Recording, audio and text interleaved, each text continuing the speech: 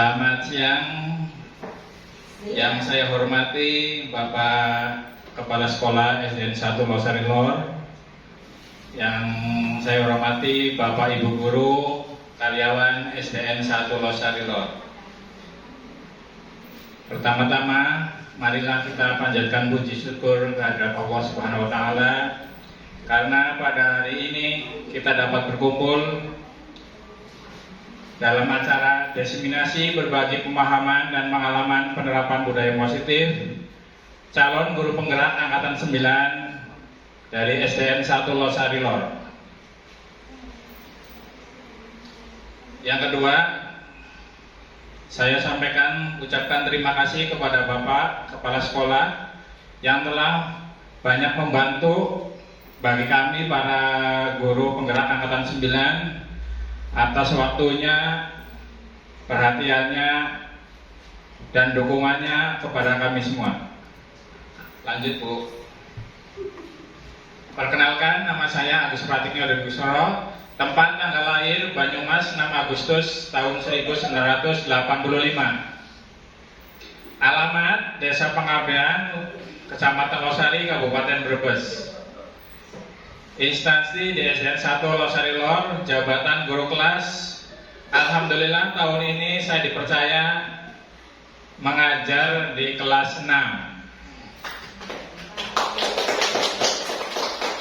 Terima kasih. Agenda kegiatan pada siang hari ini adalah yang pertama berdoa, pembukaan. Yang kedua tujuan kegiatan, yang ketiga materi dan tanya jawab, dan yang keempat adalah penutup. Mari untuk mengawali kegiatan diseminasi pada siang hari ini, kita awali kegiatan ini dengan membaca basmalah. Bismillahirrahmanirrahim. Tujuan kegiatan diseminasi ini adalah yang pertama melakukan pengimbasan tentang materi budaya positif kepada rekan guru di SDN 1 Losari Lor.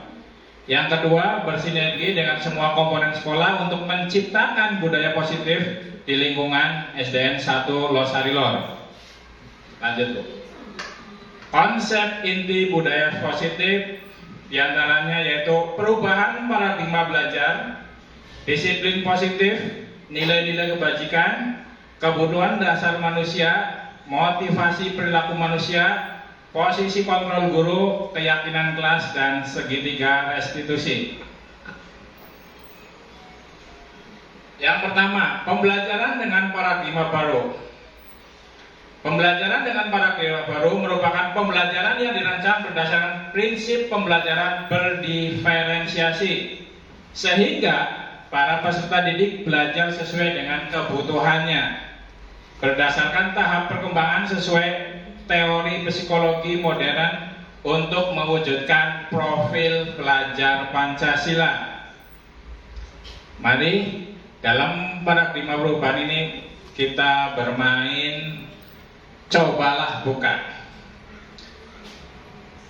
Bagi Bapak Ibu guru, rekan-rekan, kita mencoba untuk berpasangan, satu orang mengepalkan tangan dan satu orang lagi untuk membuka kepalan tangan rekan kita. Misalkan si A mengepalkan tangannya, yang B membujuk si A agar mau membuka kepalan tangannya, seolah-olah di dalam kepalan tangan rekan Anda itu ada sesuatu yang berharga, yang bernilai. Mari untuk Ibu Fasika, saya minta bantuannya maju ke depan dengan pasangannya. Dengan Bu Ita, enggak apa-apa.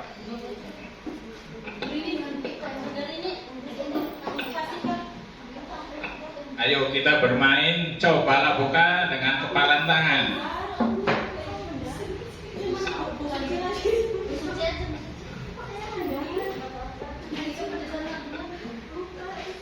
Ini guru A untuk Ibu Fas, untuk Ibu Suci menjadi guru B yang mencoba merayu si A untuk membuka kepalan tangannya. Silakan. Halo Ibu Wasika. Halo. Ibu bawa apa tuh Bu di tangannya? Apa ya? Nggak bawa apa-apa, Bu. Kalau nggak bawa apa-apa kok tangannya ditutup kayak gitu. Boleh lihat nggak? Nggak apa-apa ya. Boleh saya lihat? Nggak bisa, nggak ada apa-apa, Bu. Tapi itu kok tangannya nutup sih? Ada sesuatunya, Bu. Nah itu dia, makanya saya tuh jadinya kepo. Pengen lihat apa sih isinya sampai dikepalin kayak gitu. Boleh, Bu. Ibu mau apa biar saya bisa lihat isi tangannya Ibu? Oh, tidak boleh. Diajak ke Mixu, Bu. Nggak mau ya, saya ajak jalan-jalan ke Mixi ya Bu ya. Oh, tidak bisa. Suka es krim kan Ibu? Nggak suka. Nggak suka. Ibu sukanya apa kalau gitu? Bakso mau bakso? Nggak suka, Bu. Saya udah gendut. Nggak suka. Kayaknya kalau kasih tas mau deh kali ya. Ya berarti saya kasih tas nanti. Nggak ada. Tapi yang gede ya, Bu. Kalau gede banget barang-barang. Tasnya yang gede. Oh berarti ini mau Koper. Iya saya kasih koper kalau gitu. Ah, nggak mau, Bu lah, nggak mau. Terus Ibu maunya apa biar saya bisa lihat isi tangannya Ibu? Nggak boleh, Bu. Tetap nggak boleh. Yakin nggak boleh? Nggak bisa. Maaf ya, Bu ya. Saya buru-buru. Mau kemana Bu? Buru-buru mau kemana? Jadi bener saya nggak boleh lihat nih isi tangannya Ibu. Bu, ini nanti dulu. Saya punya sesuatu di kantong kanan saya nih. Mau nggak kira-kira? Nggak mau, Bu. Waktunya saya sudah mepet. Yakin nggak mau? Ah ya udah Ibu. Nggak boleh Pak, nggak boleh dibuka. Berikan tepuk tangan untuk Ibu Mas dan Ibu Suci bahwa dari permainan cobalah buka ini untuk si Ibu Fasikah yang mengepalkan tangan yang memegang sesuatu setelah dirayu oleh Ibu Suci dari yang halus sampai diiming-imingi sesuatu, Ibu Fasikah tetap kekeh pada pendiriannya dalam hal ini bahwa sesungguhnya siapa yang memegang kendali atau kontrol untuk membuka atau menutup kepalan tangan tersebut. Berarti yang A atau Ibu Fasika. Nah, kenapa? Tentunya dia punya alasan. Alasan yang tidak mau walaupun dibujuk, diiming-iming sesuatu karena dalam kepalanya itu terdapat sesuatu yang bernilai, dia tidak mau membuka. Ya, terima kasih. Selanjutnya Ibu. Kesimpulannya bahwa tindakan atau keputusan dari kontrol pikiran kita terhadap prinsip yang kita pegang teguh. Ketika kita berpegang teguh terhadap pendirian untuk tidak membuka kepalan tangan, maka kepalan tangan tidak akan terbuka. Tetapi ketika kita berusaha untuk mempengaruhi teman kita untuk membuka kepalan tangan, kita juga akan sulit untuk mempengaruhi teman kita. Jadi keputusan ada pada kontrol kita masing-masing. Yang kedua, teori kontrol. Psikiater dan pendidik Dr. William Glasser dalam kontrol teori yang kemudian hari berkembang dan dinamakan choice theory meluruskan beberapa miskonsepsi tentang makna kontrol. Ada 4. Yang pertama, ilusi guru mengontrol murid. Yang kedua, ilusi bahwa kritik dan membuat orang merasa bersalah dapat menguatkan karakter. Ilusi bahwa orang dewasa memiliki hak untuk memaksa. Yang keempat adalah ilusi bahwa semua penguatan positif efektif dan bermanfaat. Tadi dari contoh pengepalan tangan, disinilah ilusi-ilusi itu berjalan. Selanjutnya adalah mengubah paradigma stimulus respon ke pendekatan teori kontrol. Pada stimulus respon, realitas atau kebutuhan kita itu sama. Tetapi pada teori kontrol, sebenarnya kebutuhan kita itu berbeda. Pada stimulus respon, semua orang memiliki hal yang sama. Pada teori kontrol, setiap orang memiliki gambaran yang berbeda-beda. Yang ketiga, stimulus respon. Kita mencoba mengubah orang agar berpandangan sama dengan kita. Tetapi dalam teori kontrol, kita berusaha memahami pandangan orang lain tentang dunia. Perilaku buruk dilihat sebagai suatu kesalahan, itu pada stimulus respon. Tetapi pada teori kontrol, semua perilaku memiliki tujuan. Jadi apapun perilaku kita, perilaku Bapak Ibu semua itu memiliki suatu tujuan. Orang lain mempunyai kontrol saya, orang lain bisa mengontrol saya pada stimulus respon. Tetapi pada teori kontrol hanya diri kita yang dapat mengontrol sendiri. Dalam stimulus respon, saya bisa mengontrol orang lain. Tetapi dalam teori kontrol, Anda tidak bisa mengontrol orang lain. Pada stimulus respon, pemaksaan ada pada saat bujukan gagal. Jadi kalau ada bujukan, sudah gagal, dibujuk beberapa kali, yang terakhirnya memakai paksaan. Tetapi pada teori kontrol, kolaborasi dan konsensus yang akan menciptakan pilihan-pilihan baru. Sehingga pada stimulus respon, model berpikir akan ada model menang ataupun kalah. Tetapi pada teori kontrol, model berpikir menang. Selanjutnya yaitu disiplin positif. Disiplin berasal dari bahasa Latin yang artinya belajar. Di sini kita sama-sama menerapkan disiplin kepada anak-anak. Yaitu artinya adalah belajar, bahwa anak-anak adalah diusahakan, diwajibkan harus belajar. Makna asal dari kata ini berkonotasi dengan disiplin dari murid Socrates dan Plato. Disiplin diri membuat orang menggali potensinya menuju sebuah tujuan apa yang dia hargai. Disiplin positif juga tanpa ancaman atau hukuman, sehingga dapat menerapkan disiplin positif meningkatkan kesadaran siswa dalam membentuk karakter positif. Jadi karakter positif siswa dimulai dari disiplin siswa. Disiplin positif dapat dibuat melalui kesepakatan antara guru dan siswa agar siswa merasa terlibat dan bertanggung jawab dalam menjalankan disiplin tersebut. Nantinya tujuan mulia dari penerapan disiplin positif adalah agar terbentuk murid atau siswa yang berkarakter, berdisiplin, santun, jujur, peduli, tanggung jawab, dan merupakan seorang pembelajar yang sepanjang hayat sesuai dengan standar kompetensi kelulusan yang diharapkan. Lanjut Ibu. Dari disiplin itu nanti akan menelurkan siswa-siswa yang merdeka.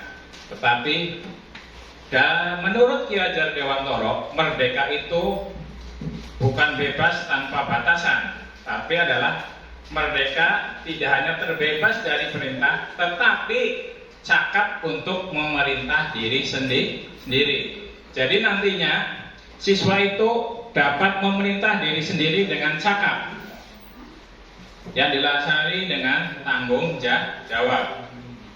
Sehingga menurut selanjutnya itu nilai-nilai kebajikan universal, nilai yang akan disepakati bersama lepas dari suku, bangsa, agama, bahasa, ras maupun latar belakang ekonomi. Contoh-contoh nilai kebajikan institusi atau organisasi. Di sini ada 3, yaitu profil pelajar Pancasila. Nilai-nilai yang ingin diterapkan dari adanya profil pelajar Pancasila yaitu beriman dan bertakwa kepada Tuhan Yang Maha besar, berakhlak mulia, mandiri, bernalar kreatif, kebinekaan global, bergotong royong dan kreatif. Sedangkan menurut Ibu Primary Year Program, toleransi, rasa hormat, integritas, mandiri, menghargai, antusias, empati, keingintahuan, kreativitas, kerjasama, percaya diri, serta komitmen. Sedangkan untuk kebajikan keterampilan hidup, life skill, dapat dipercaya, lurus hati, pendengar yang aktif, tidak mendengarkan orang lain, dan memberikan yang terbaik dari diri. Bagaimana? Materi sampai ini dapat dipahami? Atau kita jeda sebentar dengan ice breaking?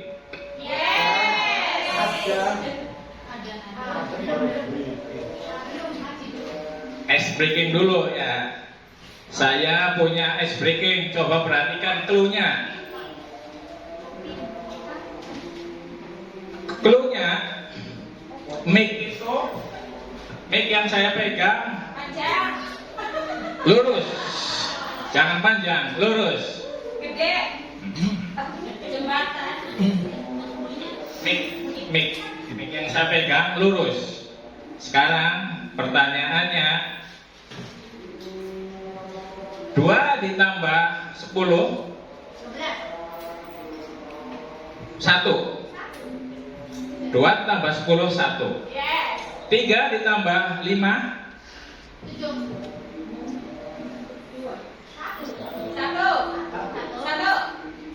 0. Ada. Clue-nya, lihat. Clue-nya, mic yang saya pegang lurus.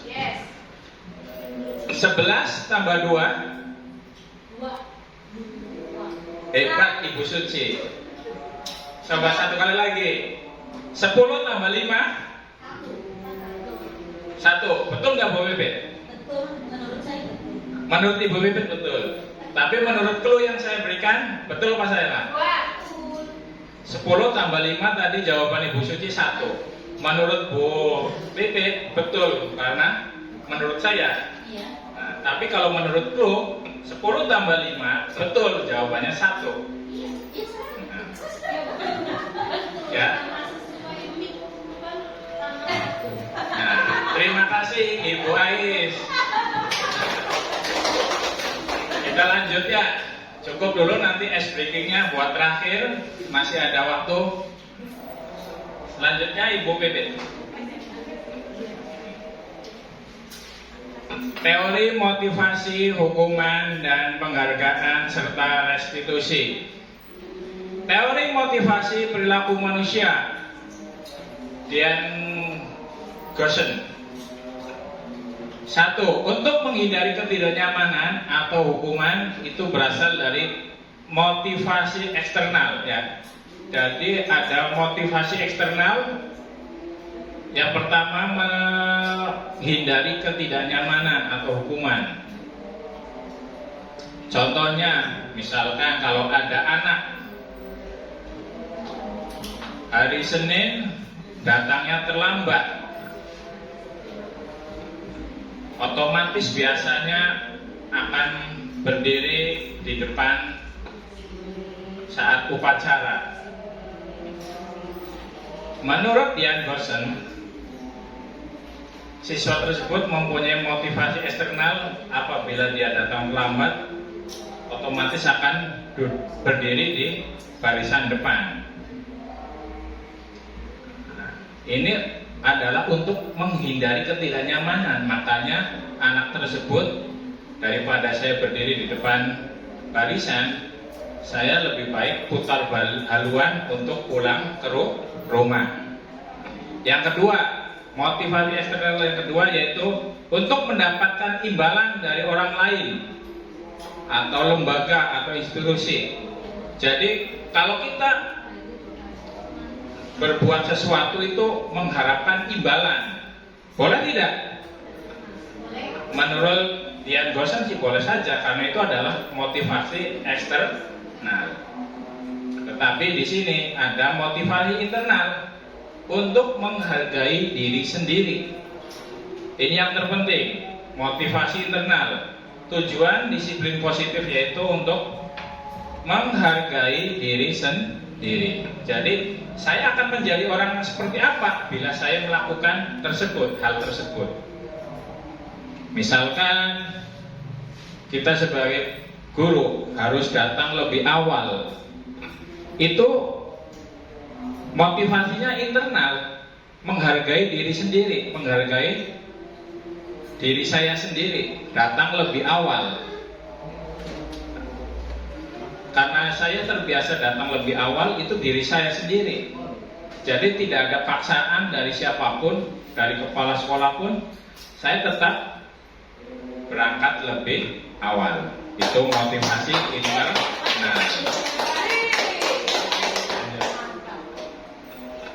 Yang kedua, dihukum oleh penghargaan. Biasanya kalau terima raport anak-anak semesteran ya, Bapak Ibu guru mungkin masih ada yang memberikan ranking. Nah, coba kita lihat bahwa penghargaan berlaku sama dengan hukuman. Penghargaan sama dengan hukuman.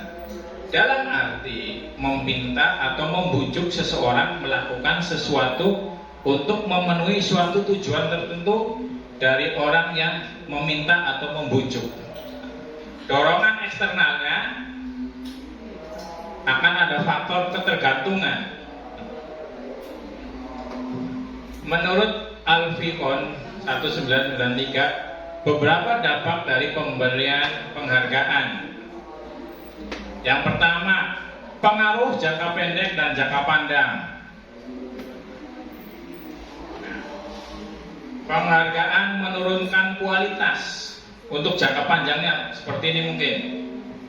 Jadi dihukum oleh penghargaan karena terbiasa diberikan penghargaan akan menurunkan kualitas,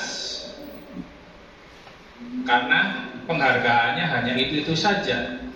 Jadi seterusnya kualitas saya dari tahun ke tahun penghargaannya seperti itu. Jadi akan berpikir akan menurunkan kualitas. Yang kedua, penghargaan akan mematikan kreativitas. Cukup saya ranking 1, jangan belajar seperti ini. Tidak ada peningkatan cara belajarnya. Yang penting saya ranking 1, kreativitasnya akan mati. Yang ketiga, mengurangi motivasi intrinsik. Ya. Jadi penghargaan itu akan mengurangi motivasi intrinsik. Bentuk program kebajikan atau apresiasi. Dalam memberikan apresiasi atau pengakuan perlu diingat beberapa hal. Yang pertama, pengakuan secara khusus, pemberian pengakuan secara khusus, pemberian pengakuan secara pribadi, pemberian pengakuan kepada sesama murid atau saling bergantian, pemberian pengakuan secara konsisten serta fokus pada proses. Nah, di sini ada tabel sebentar Ibu. Contoh pengakuan apresiasi kebajikan. Pada kalimat pembuka, kemarin saya perhatikan. Nah, dari rasa kemarin saya perhatikan itu ada nilai kebajikannya, yaitu rasa empati. Situasinya contohnya pada saat menolong murid baru di kelas kita. Nah, setelah diperhatikan berarti ada rasa empati. Kemarin saya perhatikan, itu kalimatnya. Berarti kan rasa nilai kebajikannya adalah mempunyai rasa empati. Dan selanjutnya saya menghargai, berarti kepedulian, nilai kebajikannya. Situasinya contohnya pada saat membantu teman-teman di tugas kelompok. Selanjutnya Ibu, kita akan lanjut ke keyakinan kelas. Mungkin Bapak Ibu ada yang bertanya, apa itu keyakinan kelas? Kenapa bukan peraturan kelas? Nah, di sini. Mengapa keyakinan kelas, bukan peraturan kelas? Nah, mengapa kita memiliki peraturan tentang menggunakan helm ini? Contohnya dulu ya. Kita ada aturan kalau memakai motor kita harus memakai helm. Terus pada saat COVID-19 kita diwajibkan menggunakan masker dan mencuci. Saya itu tidak bisa berbicara di depan, Bu. Jadi dari nilai-nilai keselamatan, dari tadi keyakinan mencuci tangan, memakai helm itu adanya nilai keselamatan atau kesehatan yang kita sebut sebagai suatu keyakinan, yaitu nilai kebajikan yang universal. Nilai kebajikan yang tertanam pada diri seseorang akan lebih memotivasi diri dari dalam. Seseorang akan lebih tergerak dan bersemangat untuk menjalankan keyakinannya daripada hanya sekedar mengikuti peraturan tertulis yang tanpa ada maknanya. Murid-murid juga demikian. Mereka perlu mendengarkan dan memahami arti sesungguhnya tentang peraturan yang diberikan. Apa nilai kebajikan di balik peraturan tersebut? Ada tujuan utamanya apa? Agar mereka tidak hanya sekedar mengikuti serangkaian peraturan tanpa memahami tujuan mulia dari peraturan tersebut. Lanjut. Di sini yang selanjutnya adalah pembentukan keyakinan kelas. Keyakinan kelas bersifat lebih abstrak daripada peraturan yang lebih rinci dan konkret. Keyakinan kelas berupa pernyataan-pernyataan universal. Pernyataan keyakinan kelas senantiasa dibuat dalam bentuk yang positif. Keyakinan kelas hendaknya tidak terlalu banyak sehingga mudah diingat dan dipahami oleh semua warga sekolah atau kelas. Keyakinan kelas sebaiknya sesuatu yang dapat diterapkan di lingkungan tersebut. Semua warga kelas hendaknya ikut berkontribusi dalam pembuatan keyakinan kelas lewat kegiatan curah pendapat. Jadi bukan hanya sepihak monopoli seorang guru, tetapi siswa dilibatkan dalam pembuatan keyakinan kelas melalui kegiatan curah pendapat. Selanjutnya bersedia meninjau kembali keyakinan kelas dari waktu ke waktu. Contoh-contoh keyakinan kelas. Setiap anggota kelas perlu belajar, perlu senang, perlu melakukan tugas, saling menghargai dan mempunyai rasa aman. Itu contoh pertama. Yang kedua, bersikap positif. Senantiasa berusaha menjadi yang terbaik. Percaya dan menghormati orang lain. Berkomitmen terhadap setiap tugas. Senantiasa saling membantu. Dari keyakinan kelas ini kita ambil nilainya. Yang pertama, hormat. Kami meyakini bahwa sangat penting untuk menghormati semua orang dan juga barang milik orang lain. Yang kedua, bekerja. Meyakini bahwa sangat penting untuk mengerjakan segala pekerjaan atau mengikuti kegiatan yang telah ditentukan. Yang ketiga, diterima dan dimiliki. Meyakini bahwa sangat penting untuk merasa diterima, mempunyai rasa diterima pada suatu kelompok dan saling peduli dengan yang lainnya.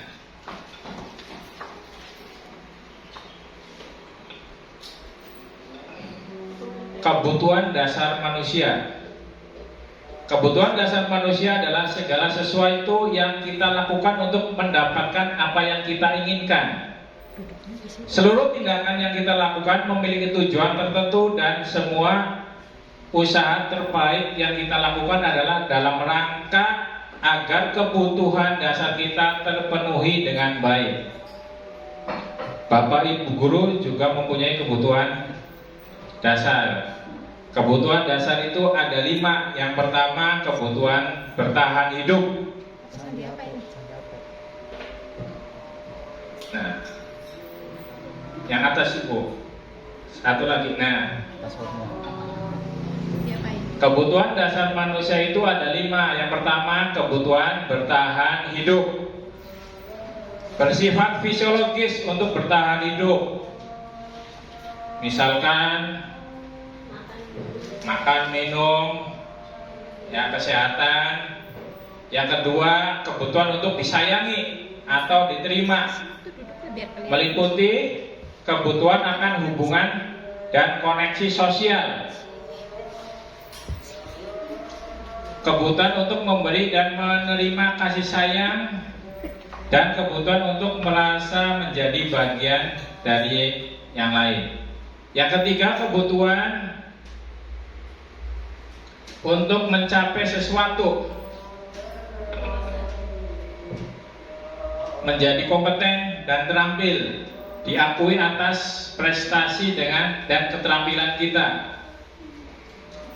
Yang keempat, kebutuhan bebas.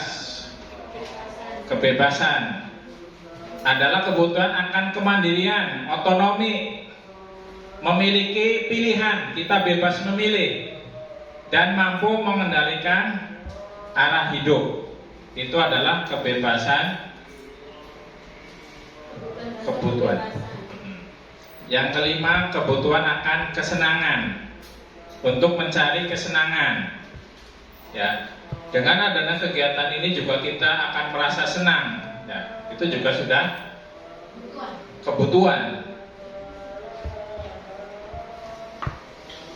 Dengan kebutuhan itu, maka akan menjadi dunia yang berkualitas. Dunia berkualitas adalah tempat khusus dalam pikiran, menyimpan gambaran yang representasi dari semua yang kita inginkan. Bisa berisi orang-orang di sekeliling kita, hal-hal apa saja yang terbaik dalam hidup kita, yang membuat merasa bahagia diri kita. Itu dunia yang berkualitas. Kebutuhan dasar bersifat lebih umum dan universal, sedangkan dunia berkualitas lebih unik dan personal. Jadi hubungan dari kebutuhan dasar dan dunia berkualitas. Jadi kalau dunia itu adalah lebih unik dan personal. Selanjutnya, 5 posisi kontrol guru. Ada 5 posisi kontrol guru. Yang pertama sebagai penghukum, yang kedua pembuat merasa bersalah, yang ketiga teman, yang keempat sebagai pemantau, dan yang kelima sebagai manajer. Selanjutnya Ibu.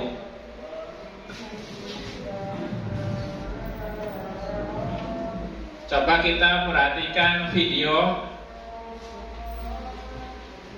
yang menampilkan 5 adegan interaksi guru dan murid. Silakan menonton dan merefleksikannya.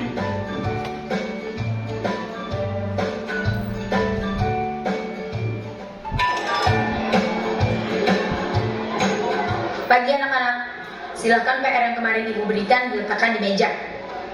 Anton, kamu sudah mengerjakan belum? Belum mengerjakan saya, Bu. Kamu selalu ya nggak ngerjain PR. Sekarang kamu duduk di depan, lalu tulis. Saya berjanji tidak akan mengulangi lagi. Saya berjanji akan berusaha menjadi murid yang rajin belajar sampai pelajaran saya selesai. Itu tadi video yang pertama. Pagi anak-anak, hari ini ada tugas ya. Ada yang belum mengerjakan? Anton, kamu sudah mengerjakan? Belum, Pak. Kamu nggak ngerjain tugas ya? Kamu mau jadi apa nanti? Kamu lihat sekolah ya sih? Coba bayangkan orang tuamu betapa kecewanya sama kamu. Kamu itu sudah kelas 5, harusnya bertanggung jawab sama dirimu sendiri. Guru B. Maaf, Bu, saya terlambat. Ya udah, Nanti jangan diulangi lagi ya. Kalau kamu rajin, ibu senang lihatnya. Ya, lain kali tepat waktu ya masuknya.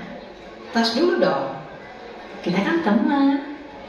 Wah, jadi kalau aku terlambat lagi, gak apa-apa ya. Itu guru C. Kamu kok nggak pakai baju olahraga? Bapak catat Ini kamu guru D. sudah 3 kali loh nggak ikut olahraga bulan ini. Iya Pak, udah 3 kali berarti saya dapat sanksi Pak. Nah, yang terakhir guru Ini Bu, saya mau ngumpulin tugas. Maaf ya Bu, saya terlambat ngumpulin tugas.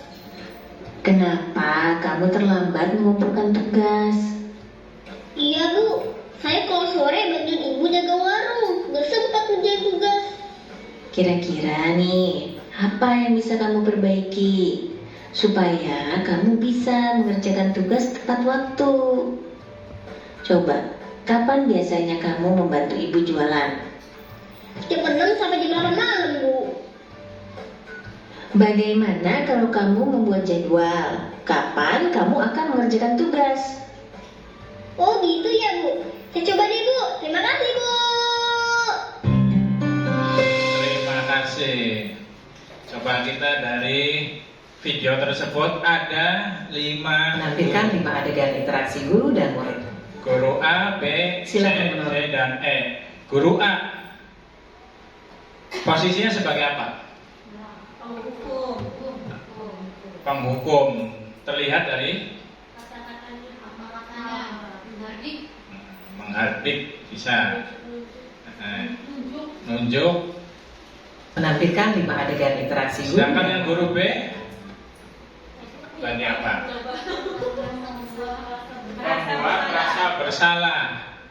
Jadi memberikan kata-kata bahwa, nah ini bersuara lebih lembut, tetapi membuat rasa bersalah, menggunakan keheningan yang membuat siswa atau orang lain merasa tidak nyaman, merasa bersalah dan rendah diri.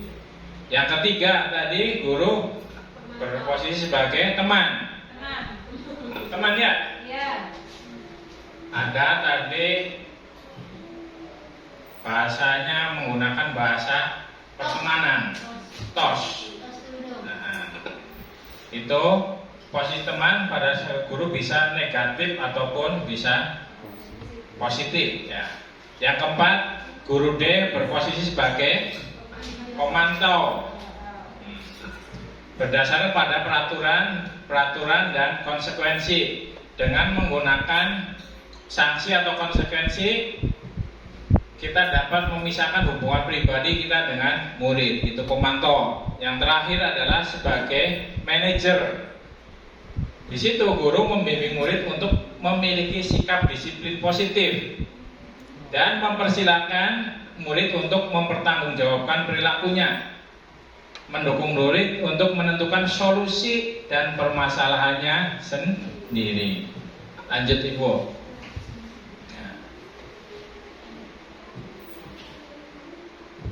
Dari 5 posisi kontrol guru tersebut terdapat hukuman, konsekuensi, serta restitusi. Posisi sebagai penghukum itu hukumannya biasanya tidak terencana. Misalkan ada anak yang tidak mengerjakan PR, seorang guru biasanya langsung silakan maju ke depan, keluar ke lapangan, berdiri di lapangan, hormat ke bendera. Itu biasanya menghukum. Boleh tidak Pak? Boleh atau tidak? Menurut saya tidak boleh Pak, kasihan. Kasihan karena berdampak terhadap skill psikologis dan juga nanti anak akan bersikap dendam ataupun malu terhadap teman-temannya. Yang kedua, konsekuensi. Nah, dilihat dari posisi kontrol guru dimulai dari mana yang memiliki konsekuensi.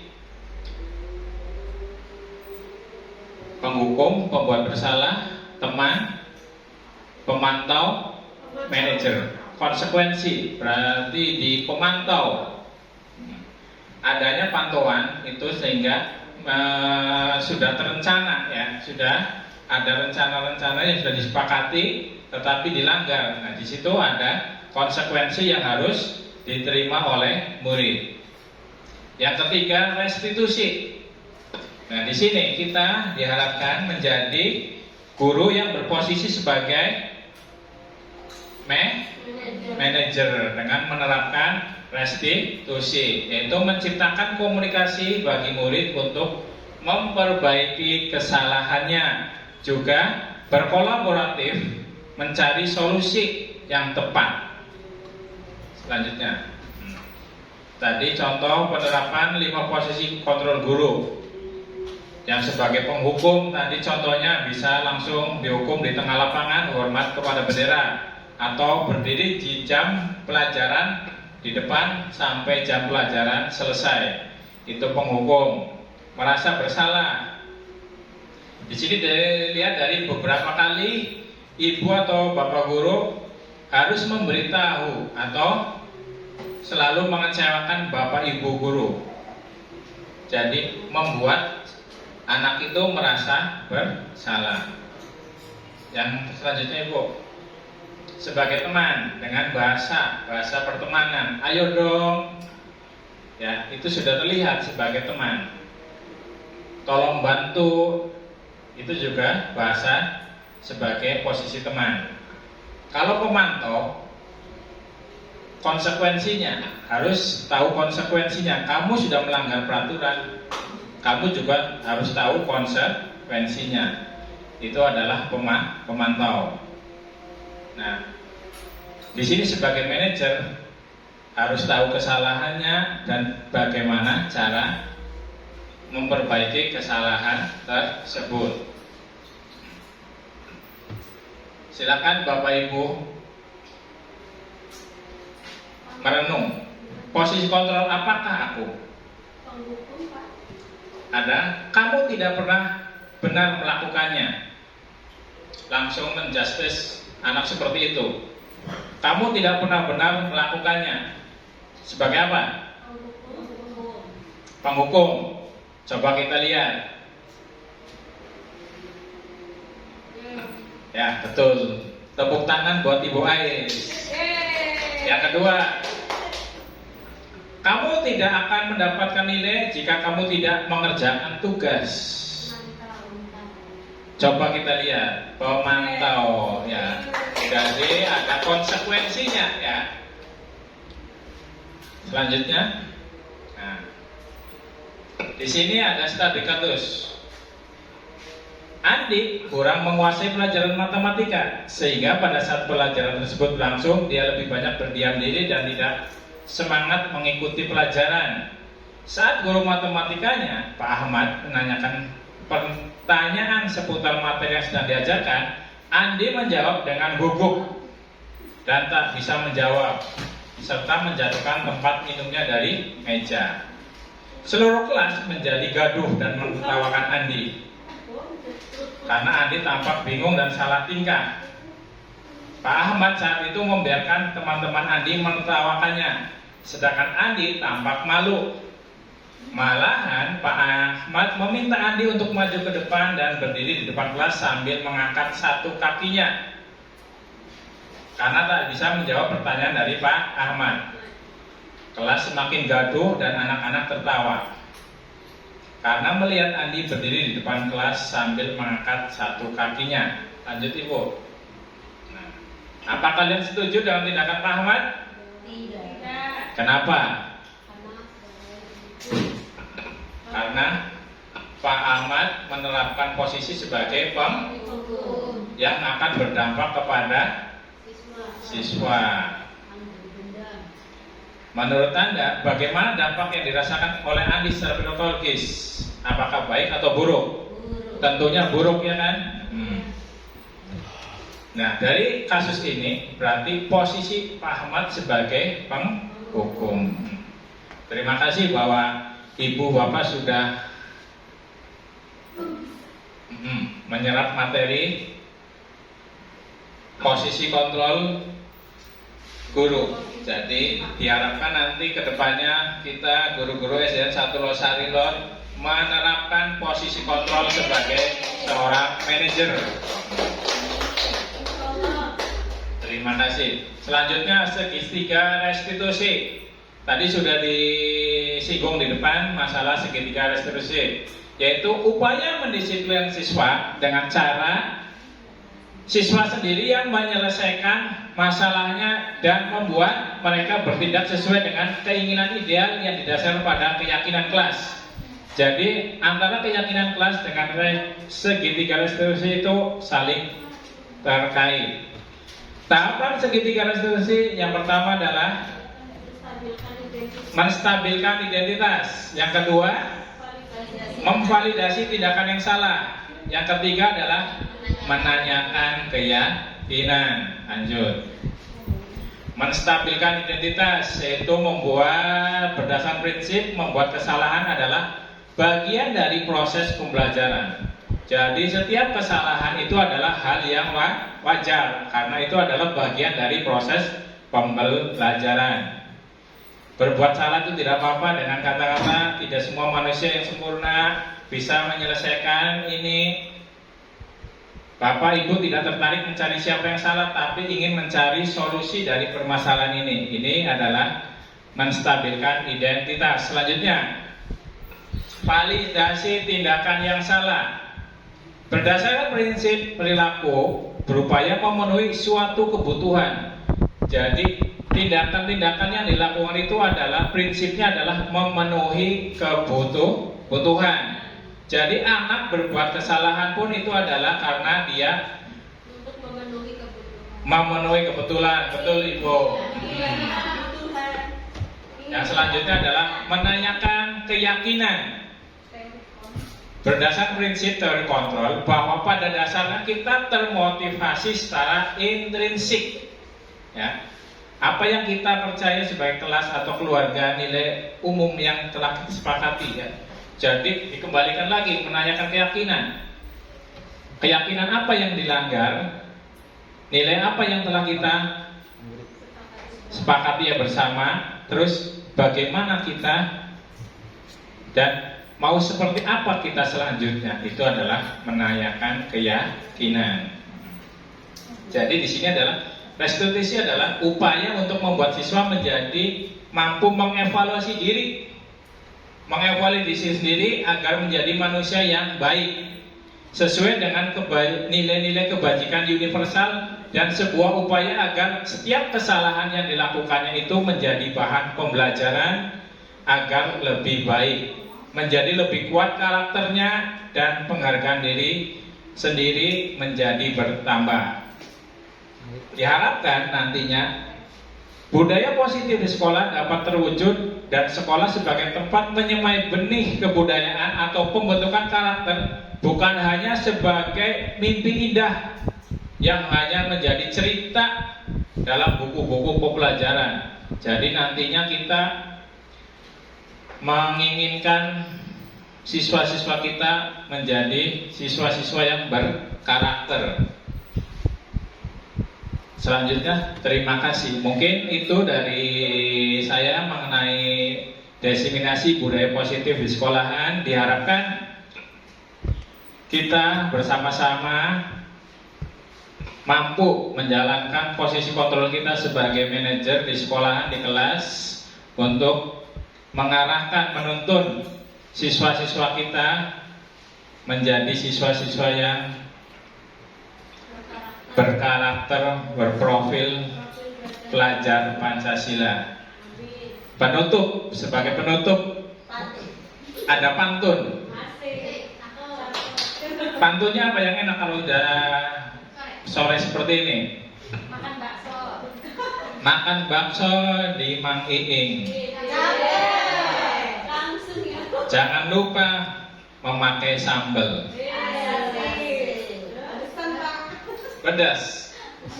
Jangan lupa kita terus makan terus dengan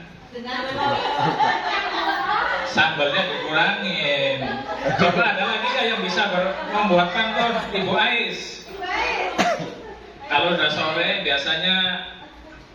Ya, baik. Saya coba ya Pak Gus. Ya. Makan martabak bersama Raju. Guru bergerak, Indonesia maju. Ya, terima kasih Bapak Ibu. Saya akhiri kegiatan hari ini dengan kita bersama-sama mengucapkan Alhamdulillahirabbil alamin.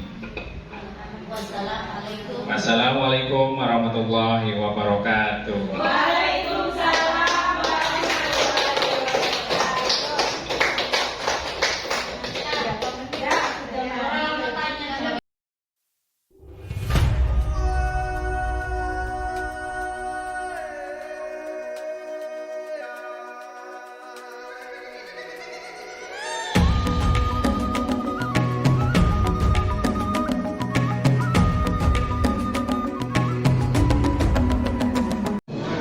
Assalamualaikum warahmatullahi wabarakatuh.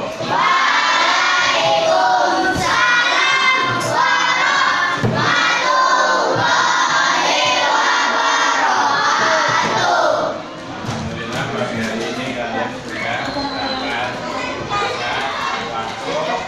Hari ini kita akan membuat keyakinan untuk kelas 6. Perhatikan, Pak Guru minta mendapat masukan dari kalian. Apa saja keyakinan kelas yang akan kita sepakati? Dimulai dari anak-anak, silakan menuliskan keyakinan kelas apa yang diinginkan. Silakan. Ayo. Dua orang maju.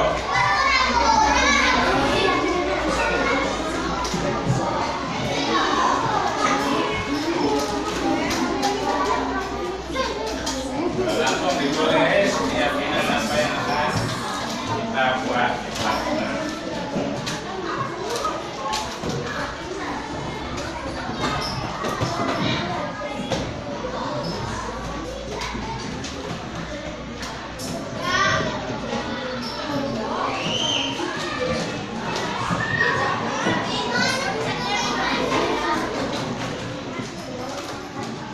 Ya, lanjut, Grace. Ya, silakan duduk.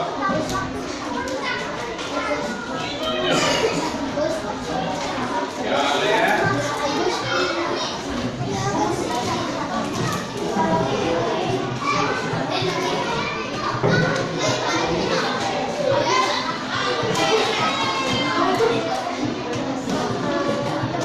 Atau ada lagi yang mau diucapkan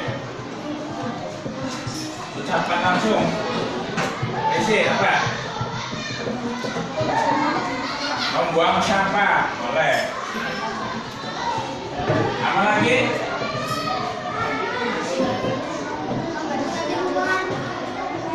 Apa? Membersihkan lingkungan.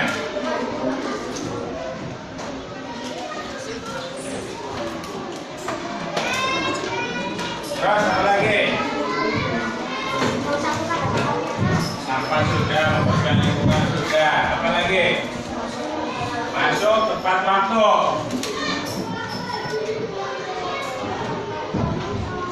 Apa lagi?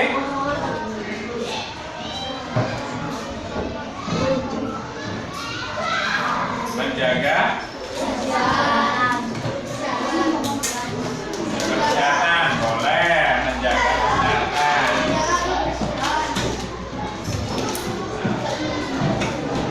Yuk, Sansa, maju.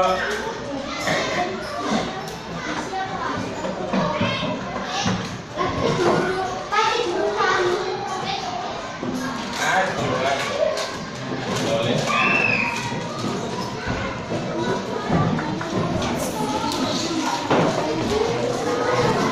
Ada membuang sampah, membersihkan lingkungan, masuk tempat waktu, menjaga kesehatan, mematuhi peraturan kelas, membuang sampah pada tempatnya, melaksanakan tiket, yang lainnya.